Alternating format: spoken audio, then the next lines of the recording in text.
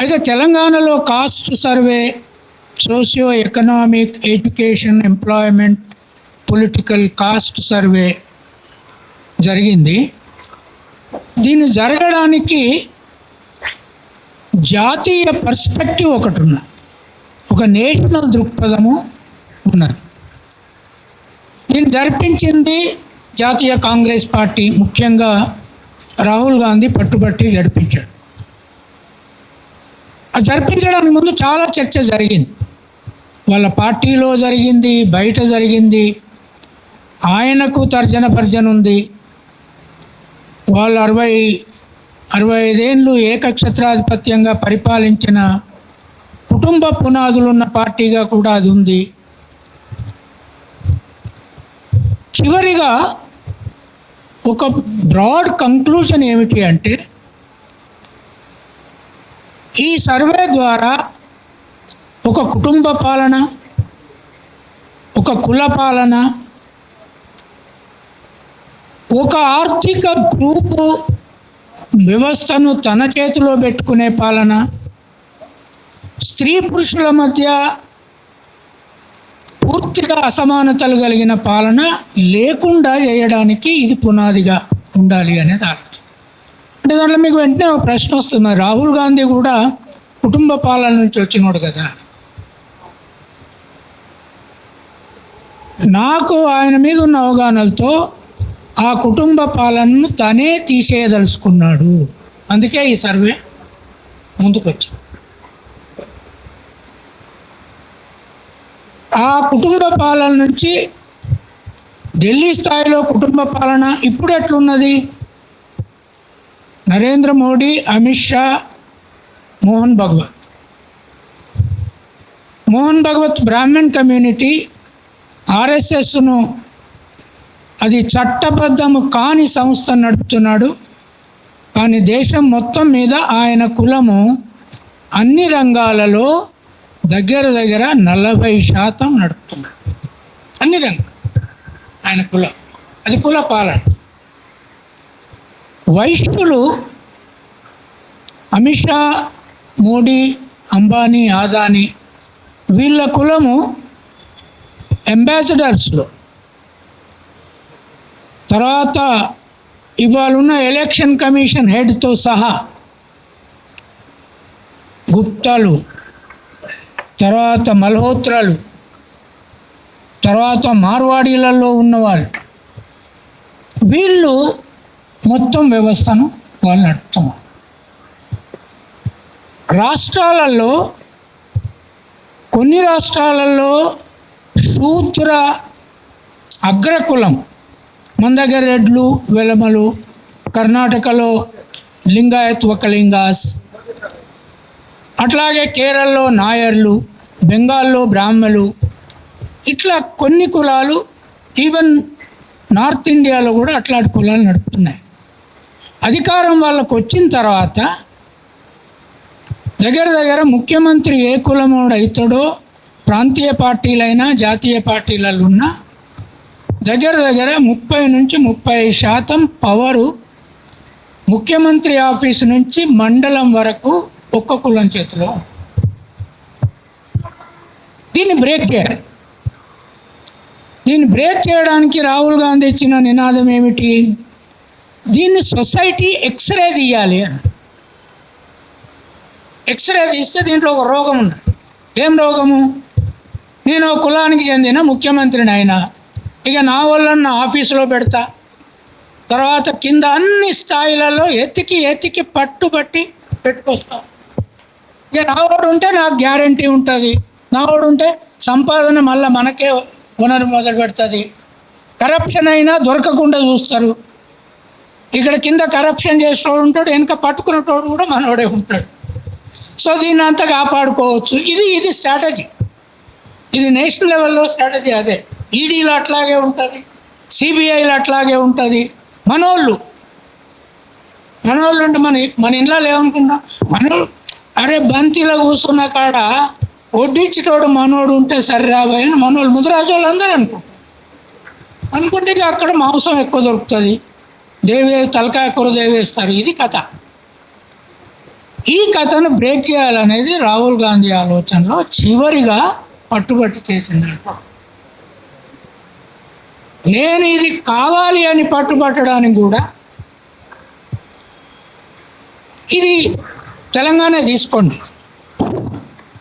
తీసుకోండి, ఏ కులం అధికారంలో ఉంటే పెద్ద పవర్ కింద నుంచి పై వరకు ఒకటే కులంలో నా జీవిత కాలంలో చూసాను. సడన్గా కమ్మలు రాగానే ఎక్కడెక్కడ ఉన్నాడో ఎత్తుకోడు వచ్చి మండల స్థాయి లీడర్ అయిపోతాడు, కంట్రోల్ చేస్తాడు. వెలమలు రాగానే అంత కొడితే ఇప్పుడు నువ్వు 1,40,000 తప్ప రైటా దాంట్లో రాగానే 10-15 మంది పైన ఉంటారు. ఇప్పుడు రెడ్లు వచ్చారు, రెడ్డి ముఖ్యమంత్రి అయ్యాడు. రెడ్లు అంటే సరే ఎక్కువ మంది వాళ్ళు ఎమ్మెల్యేలు గెలిచారు అనేది ఒక ఫ్యాక్టర్. ఇప్పుడు దీన్ని నేను ఇంటర్నెట్ నుంచి తీశాను. మీరందరూ ఇంటర్నెట్ వాడడము నేర్చుకోవాలి, మీడియా మిత్రులంతా. దీంట్లో టాప్ కులాలు ఏవి అని కొట్టాను. కొడితే ఏం చెప్తున్నది ఇది?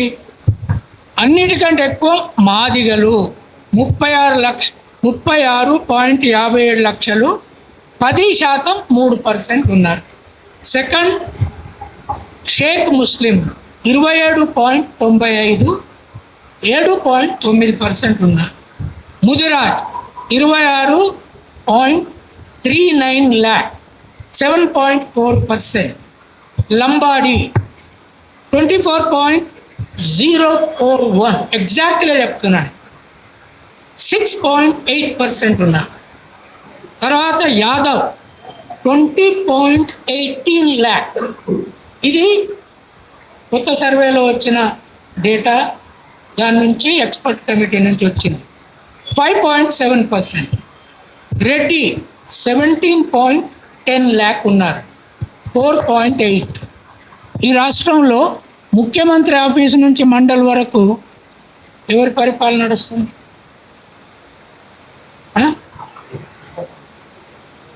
అనుమానం ఉందా? మరి ఇట్లున్నాక ఈ కాస్ట్ సెన్సెస్ బయటకు వచ్చినాక యూత్లో కాక్రోచ్ జనతా పార్టీ లాంటి చైతన్యం వచ్చిందండి. ఒక్క కులమే పరిపాలించొద్దు. అక్కడ ఎడ్యుకేషన్ మినిస్టర్ రిజైన్ చేయాలి అని వాళ్ళు గొడవ చేస్తున్నారు. ఇక్కడ ఒకటే కులం పరిపాలించేదానికి ఆ కులానికి ఓటేయొద్దు అని ఒక పార్టీ వచ్చింది. శివే నడిపాడు అనుకుంది. అప్పుడు ఏమవుతుంది?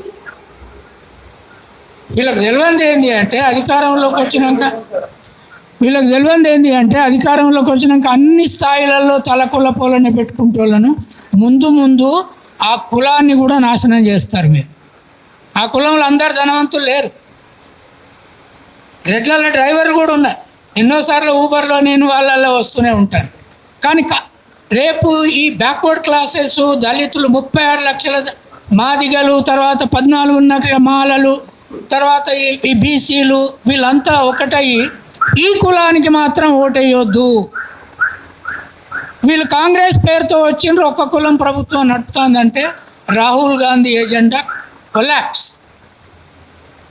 ఇది రీజనల్ పార్టీ కూడా వర్తిస్తుంది. ఏ పార్టీ కానీ నువ్వు అధికారంలోకి రాగానే నీ కులానికే ఇస్తా అంటే ఇక ఆ కులం ఆ పీరియడ్లో డబ్బు సంపాదిస్తుంది, ఆ కులం ఆ పీరియడ్లో పెత్తనం చేస్తుంది, ఆ కులం ఆ పీరియడ్లో కరప్షన్ కూడా చేస్తుంది. నువ్వే కులమైనా కానీ ఇంతకుముందు ప్రాంతాలలో చూసినాం మనం.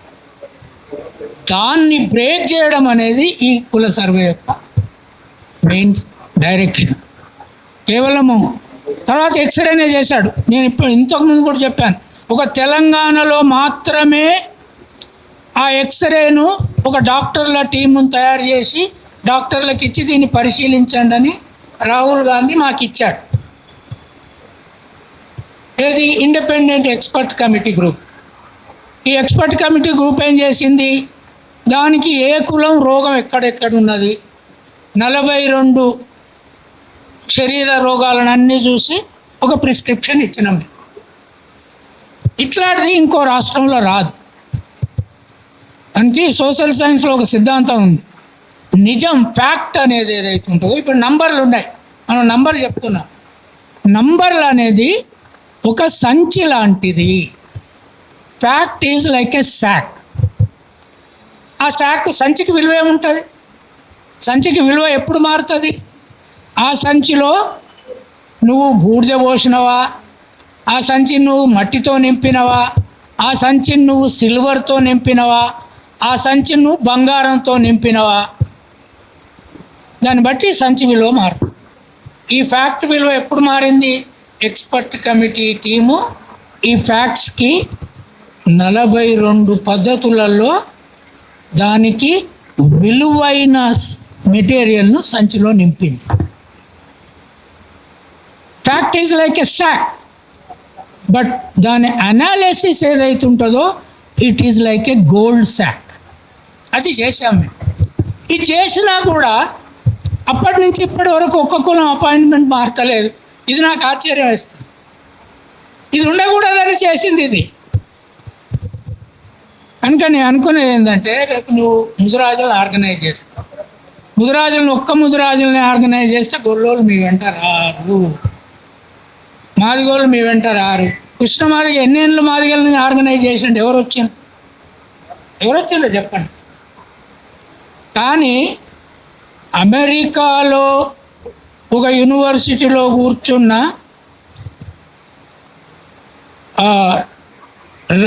ఏది రంజిత్ దీప్కే ఉన్నాడే, అభిజిత్ దీప్కే ఎన్ని కులాలను ఆర్గనైజ్ చేసిండో తెలుసా? దేశం ఆ పిల్లగాన్ని అరెస్ట్ చేయడానికి బీజేపీ ప్రభుత్వం గడగడలాడుతున్నది.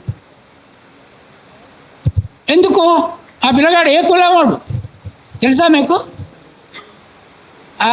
ఆ పిల్లగాడు అంబేద్కర్ కులస్తు మహర్ను భుజాన మోసుకొని బ్రాహ్మణులు, కోమ నిరుద్యోగులు అన్ని కులాలలో ఆ పిల్లాన్ని బ్రాహ్మణులు కొడితే మొన్న అక్కడ రాజస్థాన్లో ఆయనను కొట్టడానికి కొంతమంది అగ్రకులాలలో వస్తే ఈ పిల్లలే చితకబాదారు వాళ్ళు. అక్కడ దళితులు లేరు. నేను అనేది ఏంటి అంటే, ఈ కాస్ట్ సర్వే బట్టి ఇప్పుడు తెలంగాణ ప్రభుత్వము రాహుల్ గాంధీ డైరెక్షన్ను గౌరవించకుండా అన్ని పదవులు ఒక్క కులానికే ఇచ్చుకుంటూ పోతే గ్రామాలలో చర్చ మొదలైంది. ఇక వీళ్ళకి ఎందుకు ఓటేయాలి? ఇది కాంగ్రెస్ ప్రభుత్వం అని ఎవ్వరు చూస్తలేడు. అవునా కాదా? గట్టిగా చెప్పండి. మీకు నిజమైతే కాదండి. మీరు కాదంటే లేచిపోతాను నేను. అబద్ధం తప్పు చెప్పిందని లేచిపోతాను నేను. ఇది ఎవరికో వ్యతిరేకంగా చెప్పేది కాదు. ఒక్క కులాన్ని నువ్వు మండల్ నుంచి సెక్రటరీ వరకు నింపినావు అనుకో, ఏమైతా? మూడు కులాల వాళ్ళు ఇంతో పంచుకొని పరిపాలిస్తున్నాడని చర్చ నడుస్తుంది గ్రామాలలో. ఒకటి రెడ్లు, 2 గౌడ్లు, రైట్? పిసిసి ప్రెసిడెంట్ ఉన్నాడు, ఒక మినిస్టర్ ఉన్నాడు, ఇంకో దాంట్లో ఉన్నాడు, 3 మాలలు, రైట్? ఇక అయిపోయింది. వచ్చే ఎన్నికల్లో ఓడిపోవడానికి గ్రౌండ్ సిద్ధం చేసుకుంటున్నారు అని అర్థం. మీరు ఓడిపోతారు, కానీ దేశంలో రాహుల్ గాంధీ ఓడిపోతాడు అంటున్నారు. రాహుల్ గాంధీ ఓడిపోతే బీజేపీకి వ్యతిరేకంగా పోరాడే నాయకుడు లేడు. ఉన్నాడా చెప్పండి. రీజనల్ పార్టీలు పోరాటలేవండి. రీజనల్ పార్టీలు అంతర్జాతీయ సమస్య మొత్తం అమెరికాతో తప్పుడు పాలసీ అయితే ఏ రీజనల్ పార్టీ పోరాడుతుంది? లేదా ముస్లిం దేశాలతో సమస్య వస్తే ఏ రీజనల్ పార్టీ పోరాడుతుంది? లేదా ఆయిల్ సమస్య వస్తే ఏ రీజనల్ పార్టీ పాలసీ చేస్తుంది? చేయలే. కనుక రాహుల్ గాంధీ ఎక్స్రేను తెలంగాణ ప్రభుత్వము ఇటు ఎక్స్రే తీయించి ఇటు డాక్టర్ల కమిటీ వేసిన తర్వాత మేము లెక్క చెయ్యము అంటే మాత్రము దేశం బాగుపడకుండా ఒక 100 ఏళ్ళు ఆర్ఎస్ఎస్ బీజేపీ చేతిలో, కులతత్వం చేతిలోకి నెట్టబడుతుంది. ఇది ప్రమాదం. దానికి ఇది అద్దం, ఈ లెక్క అద్దం. ఈ అద్దాన్ని గౌరవించి ఇక్కడ ప్రభుత్వం కాంగ్రెస్ను మళ్ళీ అధికారంలోకి తెచ్చుకోవాలంటే ఇప్పటి నుంచి మీ అపాయింట్మెంట్ని మార్చండి. సింపుల్. మార్చాలని కోరుకుంటున్నాను. ముద్రాజా కోరుకుంటున్నట్టు నాకైతే ఏం కనపడతలేదు. మాకెందుకు అంటావు సార్, నువ్వు ఎందుకు వచ్చినావా అంటున్నట్టున్నది మీ కథ అంతా. గొంతు లేకుండా చేతులు సపట్లు కొట్టడానికి ఉంటాయి, ఇక అట్లయితే మరి మనం ఎందుకు మాట్లాడేది? ఊకపోయి నేను ఏం మాట్లాడుకుంటా కూర్చొని రాసుకుంటా, ఎవడో చదువుతాడు ఫ్యూచర్లో. మీరంతా ఈ ఈ ఈ ఈ అమాయక వ్యవహారం చేస్తే మేము పండ్లు ఏరుకుంటాము, మేము చేపలు పట్టుకుంటాము, మేము ఇదే చేస్తాము, మేము మాట్లాడము, ప్రశ్నలు అడిగితే అడగనీయము, ఇంట్లో పిల్లల్ని అడగనీయం, స్కూల్లో పంతులను అడగనీయం, బయట రాజకీయ నాయకులను అడగనీయం. ఏమవుతుంది? కనుక మీరందరూ గట్టిగా చెప్పండి, ఇప్పుడు అపాయింట్మెంట్లు మారాలా వద్దా?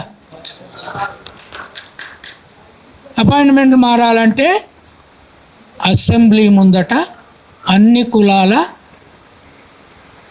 కాక్రోచ్ జనతా పార్టీ పెట్టండి. కాక్రోచ్ జనతా పార్టీ ఏం చేస్తుందా? పిల్లగాడు వచ్చి ఏం చేస్తున్నాడు? ఒక్క దెబ్బతో దేశం యూత్ యొక్క చైతన్యాన్ని మార్చిపడేశాడు. ఆయన ఏమన్నాడు? నేను అమెరికా నుంచి నేరుగా ఢిల్లీ ఎయిర్పోర్ట్లో దిగుతున్న అంబేద్కర్ బొమ్మ పట్టుకొని ఇక్కడి నుంచి సీదా పార్లమెంటు పోలీస్ స్టేషన్ పోయి నాకు పర్మిషన్ ఎందుకు ఇవో చెప్పమని పోయి ఆడ నిలబడగానే పర్మిషన్ దొరికింది. నీకు నాకు దొరుకుతుందా? ఇప్పుడు దొరకదు. ఎందుకు దొరికింది? అభిజిత్ దీప్కే యూత్ను కదిలించింది. అదే ముదిరాజుల దగ్గర 10 యూట్యూబ్లు పెట్టే పైసలు లేవు. చెప్పే నువ్వే చెప్పే పెద్దవాళ్ళు, పైసలు లేవు. మరి ఒక్క యూట్యూబ్ పెట్టారు. తర్వాత మీరెవరిని విమర్శించారు? ఏదో ఒక రౌండ్ టేబుల్ పెట్టి ఇక మాలాంటి మైకాసురులను పిలుస్తారు. మేము మైక్ అనుకుంటే మనిషి గంట కొడతాము, అది అయిపోద్ది. ఇట్లా కుదరదు. కనుక మొత్తం అపాయింట్మెంట్లను ఇప్పటి నుంచి ఒక్క కులానికి ఇవ్వడం ఆపేసే ఉద్యమం మొదలు పెట్టండి. ఆర్థిక వ్యవస్థను రేపు హైటెక్ సిటీని ఎట్లా క్యాప్చర్ చేయాలనో అక్కడి నుంచి యూత్ పోరాటం మొదలవుతుంది. Thank you.